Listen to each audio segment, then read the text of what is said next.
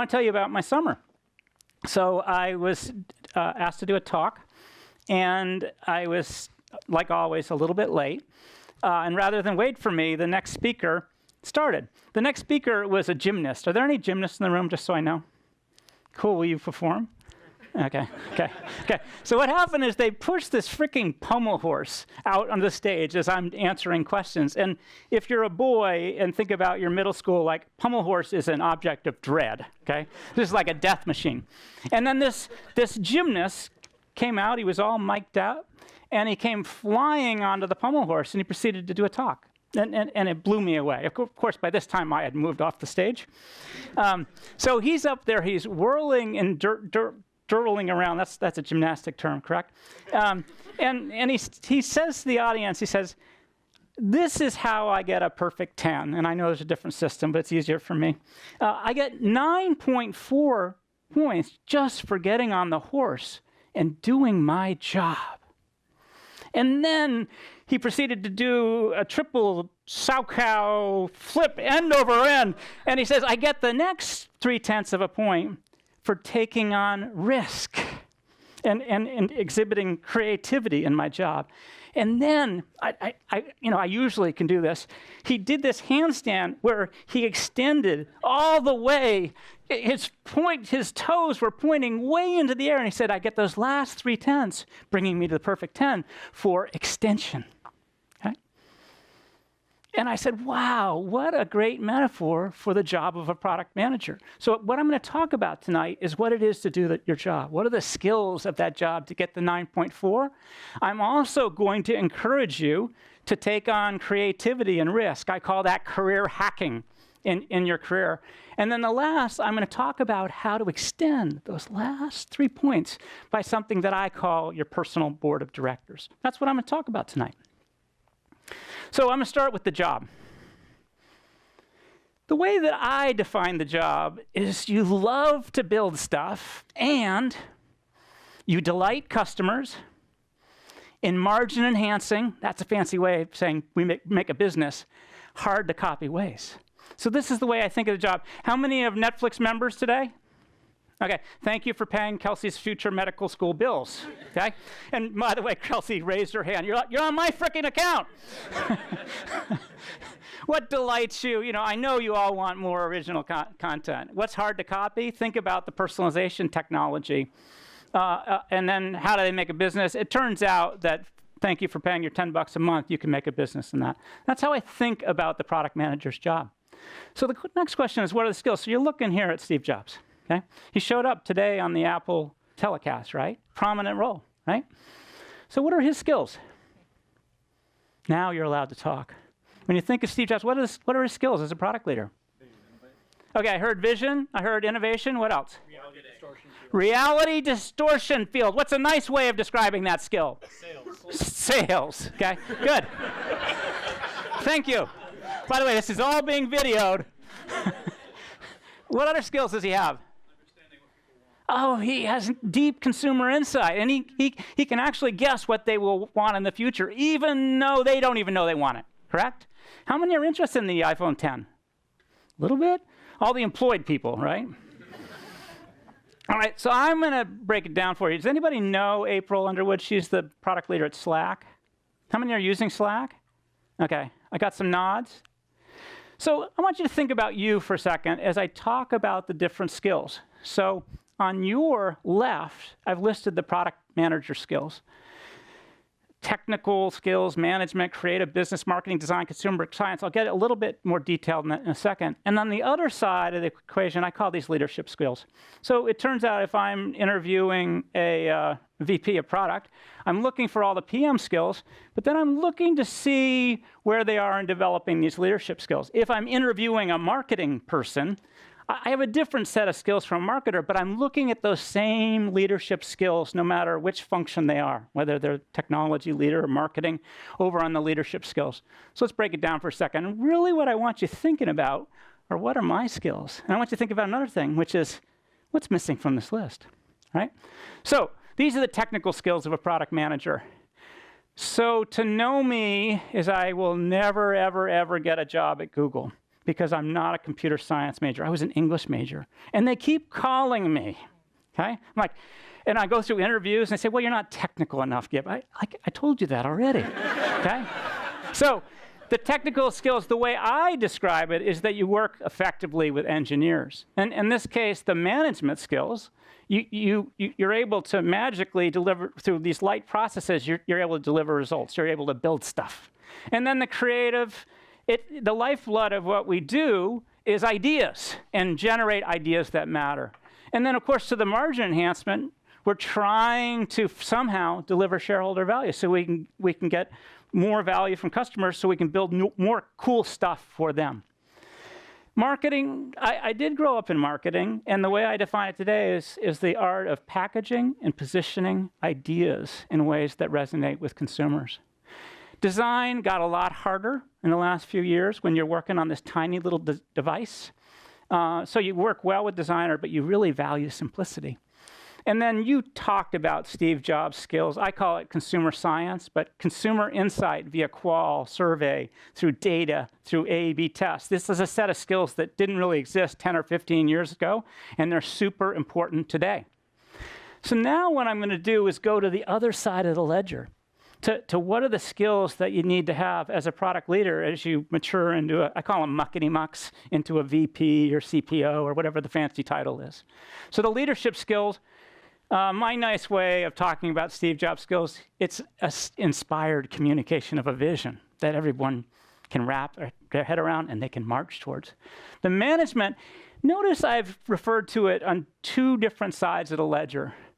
So on this side, it's all about your ability to build teams, hiring, firing, developing, building organizations. It's a different function from what I showed you before. My definition of strategic thinking, what are the set of theories or hypotheses that you believe will delight customers in hard-to-copy, margin-enhancing ways? How many think of yourselves as highly results-oriented?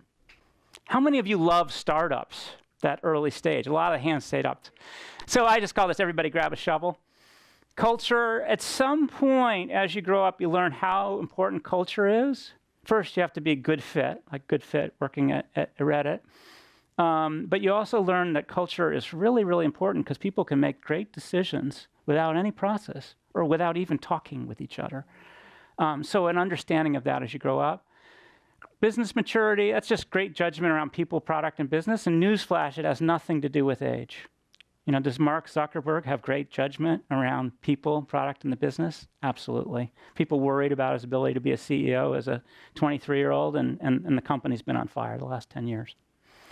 The last is domain expertise. So I would be a really sucky product leader at an enterprise software company, so don't hire me, please.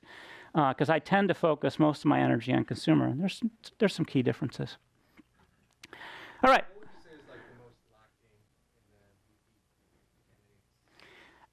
The question was, what do you see as the most lacking in the VP candidates? I honest to God, I deal with this a lot because I'm an advisor to lots of bright up-and-comers, and the question is whether it'll be the VP of product. I'll refer to the key challenges later, and I'll point to you. But the hiring, building, and developing a team is hard for people the first time. The other thing that they find hard is developing a cohesive strategy for the whole company. And then the last, so this is a freaking hard step to get through in your career. I call it cross-functional leadership, your ability to work with a CFO or whatever. So that's what I see as the most challenging, but it depends on the people. So I want you to think about your superpowers. And I'll reveal mine in a second on this list, the 2 or 3 things that make you wonderfully special. By the way, this is a good time for the job hunters to stand up and say, I'm freaking great at this, this, and this, okay? So to reveal me, on the PM skills, I'm very strong on the systems and processes to deliver results, the management. Because I used to be in marketing, I'm strong at that, and I care a lot about building successful businesses. On the other side of the ledger, I have learned on how to communicate a vision of the future. You'll see it. I've built multiple teams at multiple stages of company, and I've learned a lot about strategy, which I think is super, super important. I have a question. Yeah. So based on the conversations that you and I have had, it seems like you would also be creative and results-oriented. Me? So this is the hard part. Thank you, by the way. So his question was, you seem both creative and results-oriented. Like, thanks for playing. My thing on results-oriented, I'm trying to look at some of my pals. Anybody with me at FamilyWonder? No? Okay. I don't pair very well with intensive, results-oriented, early-stage entrepreneurial leaders. Okay? I'm not as proactive and results-oriented as they want me to be, and so I have learned that in the arc of my career. All right, who wants to play? Lee, you ready? Poor Lee. Not only do I know him, he's in the front row. Okay. So, what are your 2 or 3 PM skills that you think you're special, your superpowers? Technical, creative, and design. So his answer was technical, creative, and design. Do you want to argue with him? No, you're good. Okay, good. You were curious. What's your name? Like, if you had to highlight in the leadership skills bucket, what are the 1 or 2 skills that you can anticipate? You'd be a great leader someday by virtue of one of these skills.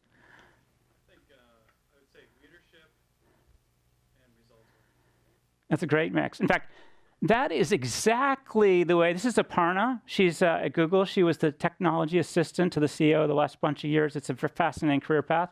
And now she's an entrepreneur within the company, giving birth to a new area, which is going to be in voice. But she self-identifies as leadership and strategy. On the other side, she describes herself as technical. Of course, she works at Google. And then she thinks of herself as highly creative. Those are her super skills. Anybody from Adobe, thank you for hosting, want to reveal themselves against this metric, this rubric? Yes. Management and marketing. Yeah, go ahead. So marketing management on the right side, leadership and culture. Cool. And what would you like to get better at? I want to focus on my strengths. I see more opportunity there than. That's great. That's great insight, okay? Like, am I going to go back to school and learn finance? No frickin' way. Am I going to go back to school and become a computer science geek? No frickin' way. So play to your strengths. It's great insight. Okay, what's missing from the list? Oh, by the way, I know what's going to happen here. I'm going to convince you, no matter what you say, it fits into one of my ideas on this list. And let me tell you where the list came from. So I've hired and fired and managed and led hundreds of product managers. And I've always had this list. When I hire somebody great, I'm like, what's the great quality that they have that's not on the list? Or somebody who doesn't work out, what did I fail to capture? So anyways, what are some things that you think are missing from the list? Because, by the way, it has changed over 5, 10, 15, 20-year period. What's missing? Grit. Say it again? Grit. Persistence. Yeah. I think the way I think about that is that's super important in all jobs at all stages of career. And I'll reflect on that a little bit. But that's an excellent one. What else? Willingness to fail. That's a great one. I put that in the creative and risk-taking bucket, but I'm cheating, right? That's a good one. I'll think more about that because that's super important in innovation. Empathy. So I stick that in the consumer insight bucket, really getting inside the heads of customers, which is super, super important. And one of those sources of data is focus groups. Paul, yeah? Adaptability or adaptable? Same thing. By definition, I started building freaking floppy disks, and I had to adapt to this thing called the internets, right? And now I'm learning about voice, what have you. So I think that's given for anyone. Yes? Long answer, but basically managing stress, like your team, and delivering that stress in a way to your team so that they don't get overwhelmed and so they can come together to see the solution together. That's a great one. Yep. So her answer was managing stress of your team. I put that in the leadership bucket. So how do you bring the whole team together, inspire them, and get them to go through those flames? Okay, I'm going to take last one. Knowing how to incorporate a greater social impact. Well, I'm going to bring that up later, and I think it's super important. I think it's super hard. I guess I sort of revealed myself. I talk about business, And I chose not to think about impact on the world different from that. And the issue that you just raised comes up in every nonprofit that I work with. So that's worth thinking about. And I'll reveal myself on this career path. All right. So this slide basically says you don't have to learn all these skills tomorrow. Okay? So I will show you what the arc of a career looks like. The first thing is, can I build something? And I'll show you what it looked like for me. The second is build something successful, build an organization, build a company. And then what's bigger than building a company? Build an industry. So, I don't know, Mimi, do you remember this? This is Sesame Street Counting Cafe on the SEGA Genesis. And I spent probably $300,000 to build it, and 300 people bought it. And it wasn't very good. But I had built something. I had gotten designers, engineer, music people working together to actually build something. My first hit was called Elmo's Preschool. This little startup was called Creative Wonders. I learned how to package and position the idea that would you buy a box that's got a full preschool curriculum in it? Yeah, maybe, especially if it's with Elmo. And it turns out that was the year that Oprah Winfrey threw hundreds of Tickle Me Elmos into the crowd, and Elmo was a hit. Okay, but that was my first hit. The first organization I built, I had built lots of Sesame Street software, was given the opportunity to build Schoolhouse Rock, Mattel, The Little French Girl, Arthur, all of this software, and that's when I learned I couldn't do all the work myself. So I learned how to build teams and get them all aligned. And I've had a hand in building all of these companies at this point, which has been super exciting. So what's bigger than building a company? I joined Netflix pretty early, and I wanted to make sure that they didn't want to sell themselves, because I thought there was an opportunity to build an industry. And that industry is that of streaming or internet TV, which I hope you're all appreciating, many of you worldwide. So this is what the arc looks like. In terms of the skills, if you break it down, I'm going to go ahead to that key, becoming a muckety-muck for the first time. At something, it's basic design and management. The reason that I was able to develop a hit, I got into the basic packaging and positioning, and then the consumer insight, what really works for 3-year-olds, which is a hard problem. When you are managing an organization, it's all about the leadership, the strategy, your ability to hire, and beginning to understand these concepts and culture. And then when you're a muckety-muck, you got to be able to talk to your CFO, and you got to be able to talk to the damn lawyer, which is hard. Okay? And so that's what I call cross-functional leadership. And now you have a hand in helping to define the company strategy. And then the industry, think about what it took for Netflix to be on every TV in the world. It took a lot of partnerships with the Xbox, the Wii, the PlayStation, every device that Samsung makes today. So this idea of partnership and the long-term strategy, it was basically create a virtuous cycle where the more members that we had, the more the TV people will be interested in getting our device, making devices Netflix ready, and then the more content we could get. And there was a concept of a virtuous cycle that worked very, very well. All right, so I've talked for a bit about defining the job. What are the skills? And now I'm going to get to the next component. I think of it as career hacking. Newsflash, for the last 2 or 3 years, that's all I've been doing. Okay, so and it's been great fun.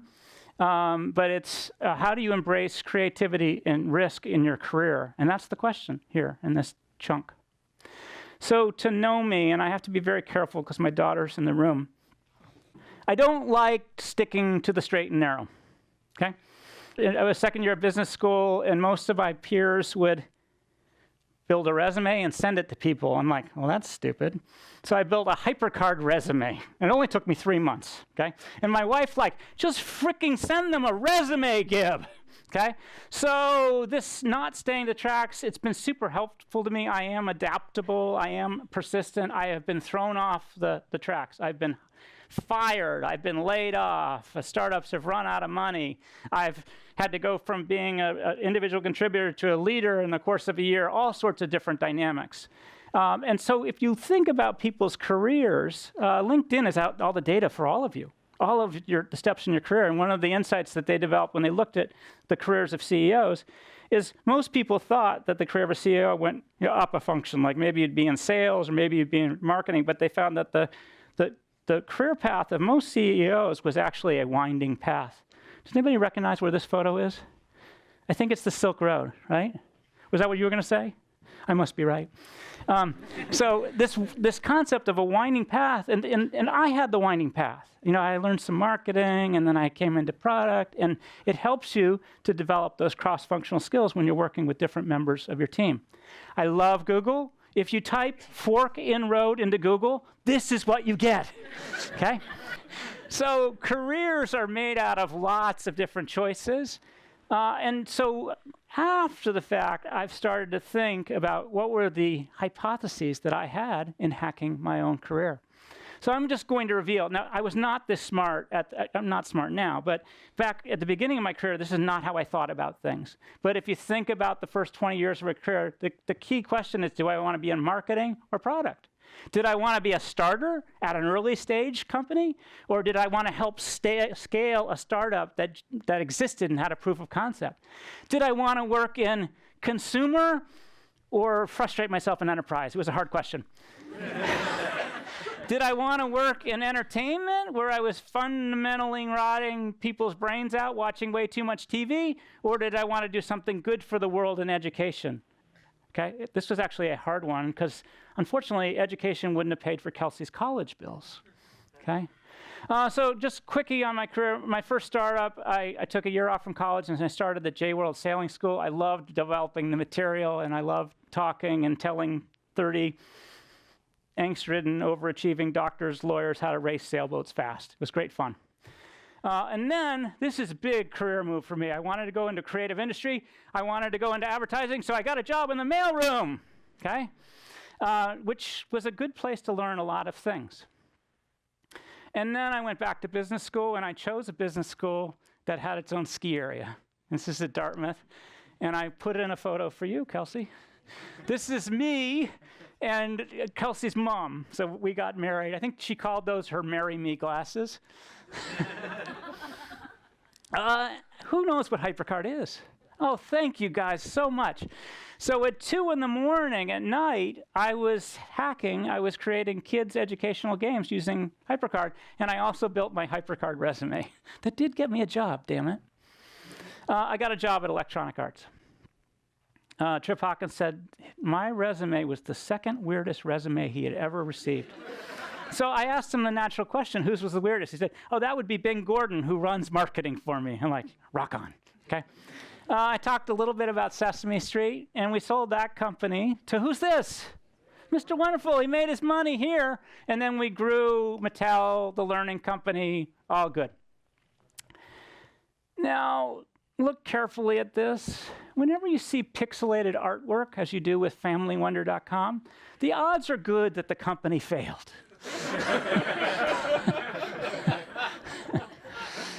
And I swear to God, if you look at anyone's career, we talked about the willingness to take on failure. I was very willing to do that. So I lost my job in the internet blender. We sold a company to SEGA of Japan. They laid all of us off. I want you to look very carefully at that block that goes from 2002 to 2004 that's called consultant. And look at how freaking little I did those 2 years, okay? So this is how you mask failure on LinkedIn. All right. This is a neuroperformance company that works with students, kids who have dyslexia to help them to read better. Now, do you think it worked? It did not. Okay? So this is a failure. And then later, after a long hiatus, I joined Dear Netflix. It looks a lot better now. And then my next company was a Chegg. It rents textbooks. How many people know Chegg? Okay. So you rent them instead of buying. This is taking the company public in 2013, 2014. I look happy, but newsflash, I wasn't. I'll tell you more about that later. So if you think back to those career hypotheses, and you should be thinking about what are my hypotheses over the next 10, 15, 20 years, the answer for me was I love building product. I love building companies. So I don't work with just six people in an office to bake startups. I wait till there's 20 or 30, there's some formation, they have a proof of concept, and I help those companies to scale. I think of myself as a builder. And if you asked me 20 years ago, I would have said, no, I'm going to start a company from scratch. But I just learned that's not me. I love consumer, and the answer for me on entertainment versus education is both. So I could, work in a fast-paced environment and probably make more money in entertainment, but I really cared about doing good for the world in education. Some people come and they want to know, how the hell did you get a 3-day-a-week job, okay? So my last 3 years, I just tried a bunch of stuff, but I learned that companies were willing to hire me for 3 days a week to be the product leader until they found the 5-day version of me, and it's been great fun. And by the way, all 3 of these companies are hiring, and you should work there. The other thing I did is I now teach at Stanford, which I love, love, love. All right, so my hypotheses in this little last 3 years was, did I want to be a product leader or a CEO? Did I want to work full or part-time? Did I want to be a teacher or, oh my God, a frickin' VC? Those are opposite choices.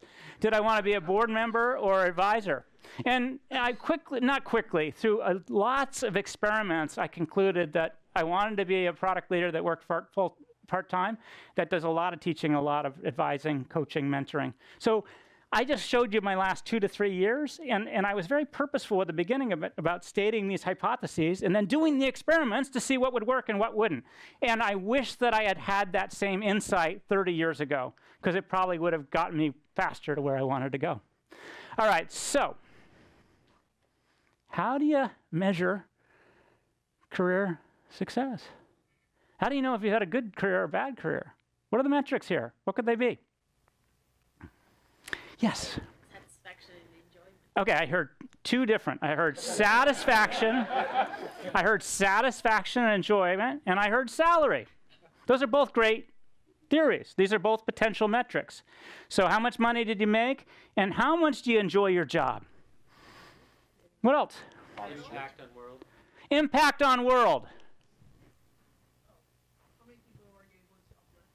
Yeah, impact and good on world. Yes? Your brand.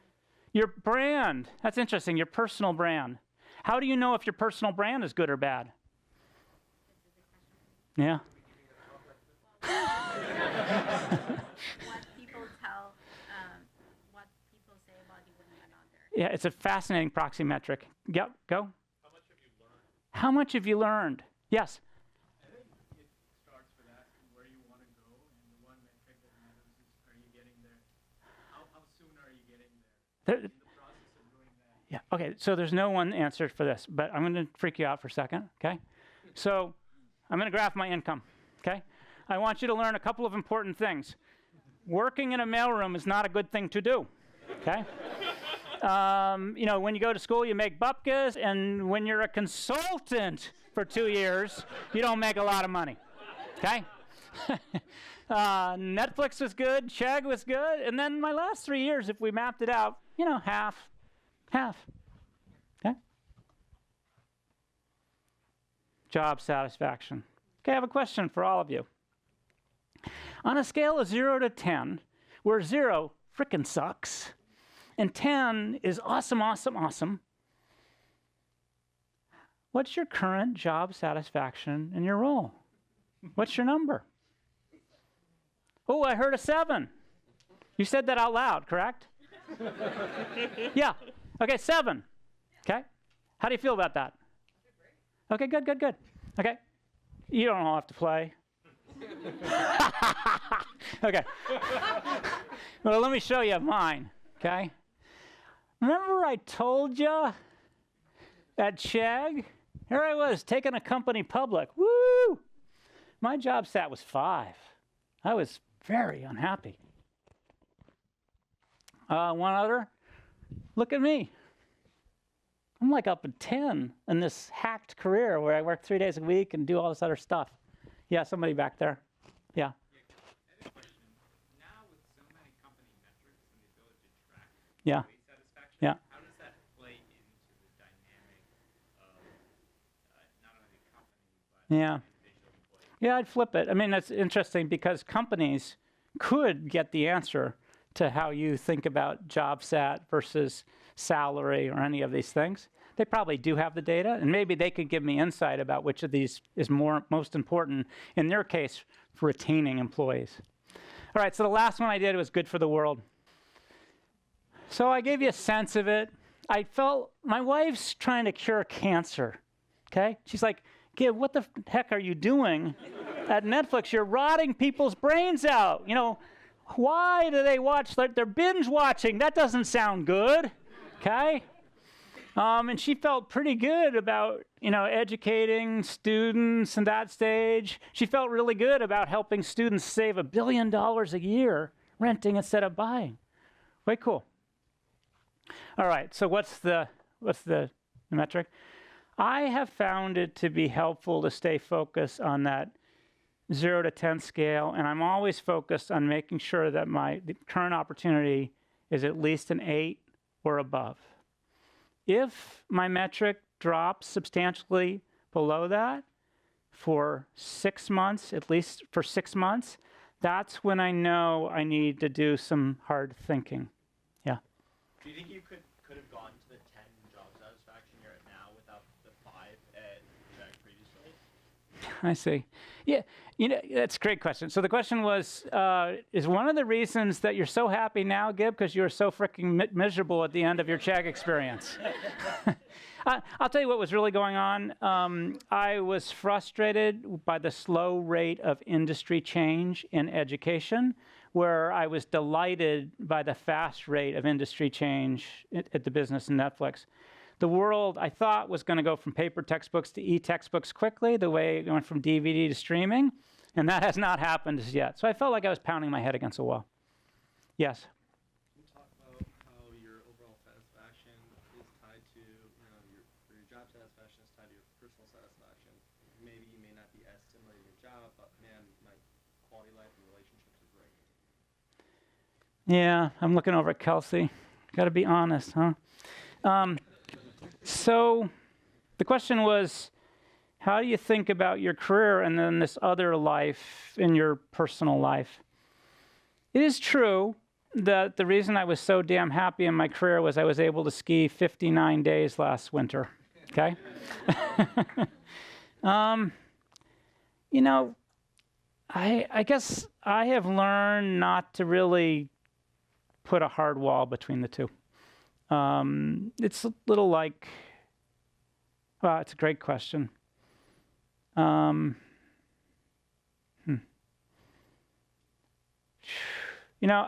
one hand, it's a blend. On the other hand, when I'm unhappy in my work, the issues are largely work issues.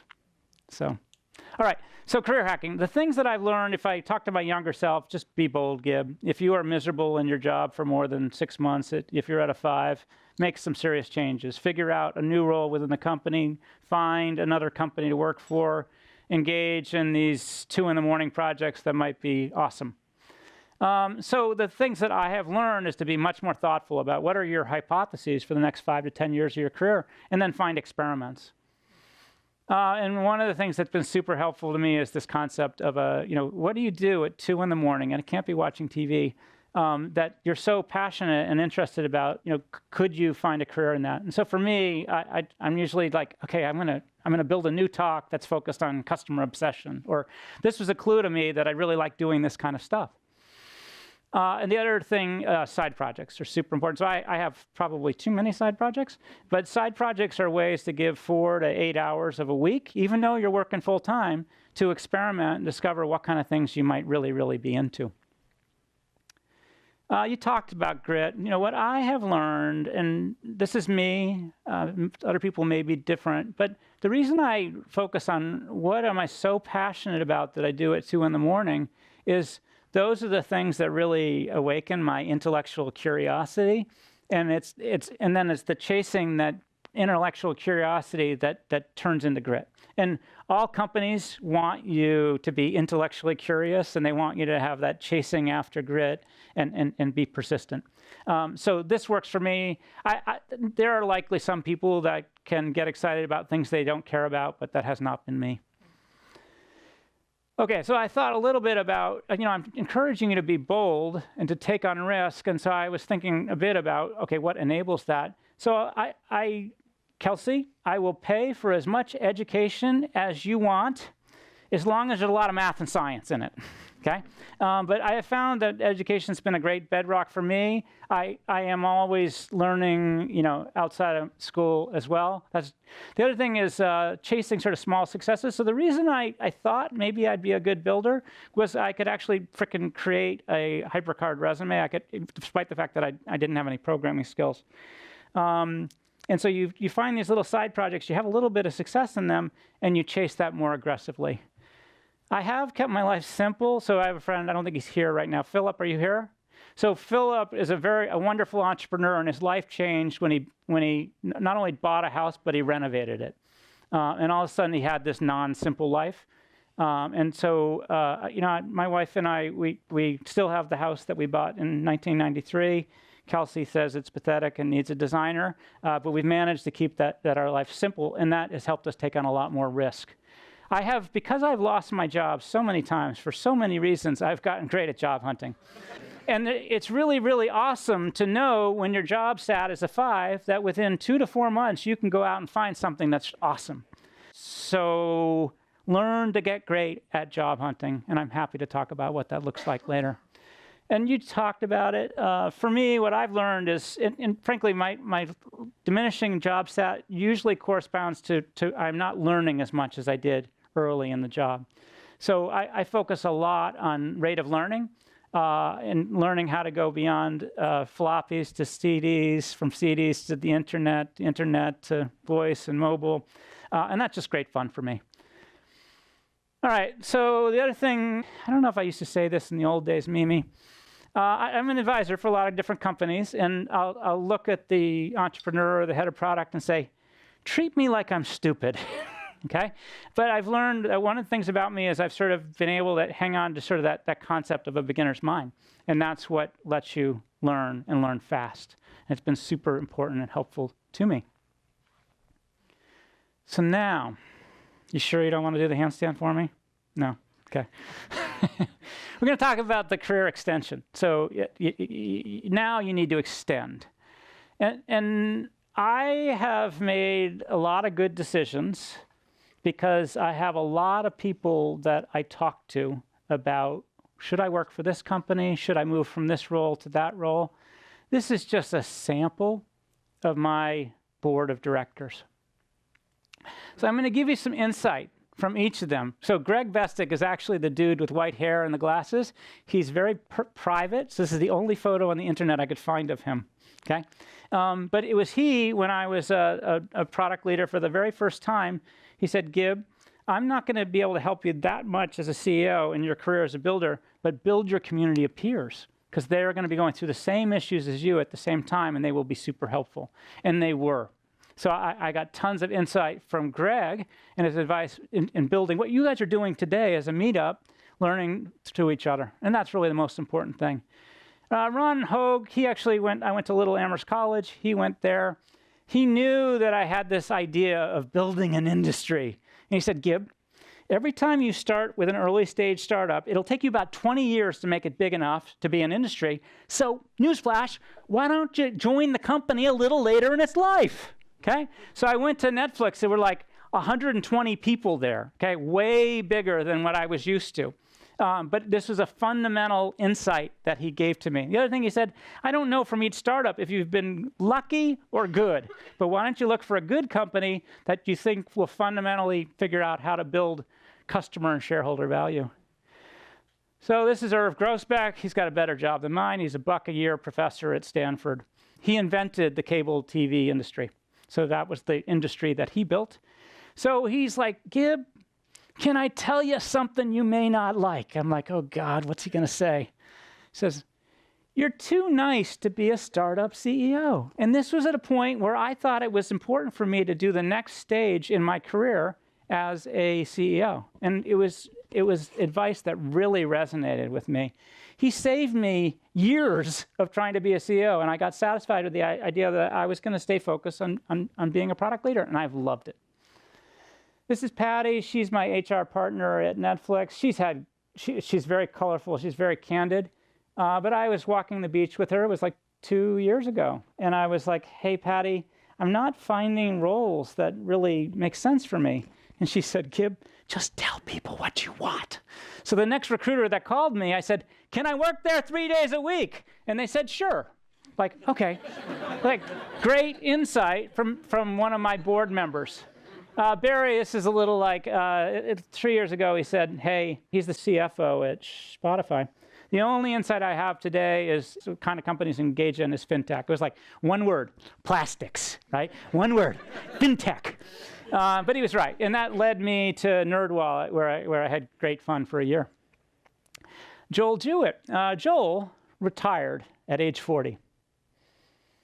He would take the kids to school. He'd come back, then he'd go to the gym, and he'd work out some more, and then he'd go pick up the kids at school, and then he would drum. He's a drummer. He would drum in the back of his basement.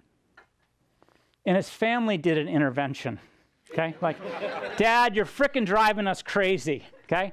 And so he went back into the career world, and this, his advice to me was, you'll need to fulfill both your social needs. You'll want to be part of a team somehow, even 3 days a week, and you got to be clear about your purpose. And for me, it's coaching, teaching, mentoring.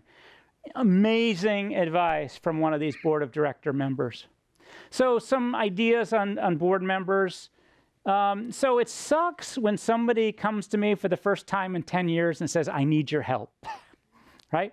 So I've learned on the other side to invest in these relationships at all times, not just when I need help. Irv Grossbeck, like, I love him because he's so freaking candid with me. So is Patty. And so I encourage it, and they know that I can take it. And then these are all quotes that I just remember. Like, some of them were like 20, 30 years ago. Like, listen carefully. And then the other thing that's a little sad, these board members, you got to refresh often. As you grow, develop new skills, go into new industries. And some of mine have died. So Bill Campbell was one of my coaches. So I've just learned this concept, you have to sort of refresh often. So some thinking about peers and mentors, and my board is sort of half peers, half mentors. So a little bit, when I look for peers, I'm looking for, like, Ken, you're a wonderful peer, right? He's done stuff like me at different companies. We can compare notes. He's a product leader at similar stage startups, et cetera. So that's great. There are past colleagues in the room I've kept up with. And then the thing about peer is mutual support. I'm going to help you out. You're going to frickin' help me out, right, Ken? You with me? Yeah, thanks for playing. Okay, and then on the mentor side, you're looking for people with extraordinary judgment. So a lot, like Barry McCarthy is a VC. He just makes bets on financial things. I'm investing my time, but when I go to him, I'm like, should I invest my time in this startup? And if he says no, I'm like, I'm not going to do it. So I have financial people in my network because, newsflash, I'm not that astute financially. Don't tell your mom about that, Kelsey. These mentors, broad skills and network, you're going to reveal your secrets so that you want them to be trustworthy. And then there's this mix of candor and caring. That's super important. So I get a lot of questions about how do you find your mentor. My first tip is don't ask them to be your mentor. Okay? Don't start that way. I mean, it's a great thing, but it's like, can I have a conversation? I want to talk to you about your career. I read this article that you wrote. I want to talk. There's lots better ways than saying, will you be my mentor? The next thing is you have some weak link, some connection. John Liu is a data analyst at NerdWallet, and he would take me out to lunch. Cool. He's strengthening a weak link. There's a personality fit. I actually like John Liu. I remember his name. I talked to him, et cetera. We just kind of got along. And then you pass their test. Like, John, you got to set up next lunch, 3 months. Like, will he do that? And he does. He's very consistent, persistent that way. I love it. And then you look for ways to create value. So I was just reading something from Reid Hoffman. The best way to get a mentor is to figure out how to help them. And these mentors are super busy, and they need a lot of help, right? So with Reid, like, he did an article on how much panels suck. Okay, and I like, that's great, but so do fireside chats. And I gave him the data for that, okay? John Liu, why am I picking on him? He wanted to go into product, and I said, okay, John, I need you to build me a website. This is on a Friday. He said, I can't build a website. I said, have you ever heard of Squarespace? And on Monday, he had built me a website. Okay, so you can go find it, www.gibsonbiddle.com. So this is an example of John, how he enticed me into spending time with him as he looks to begin his career in product leadership. So I'm going to leave you just this thought. So you all have a number in your head.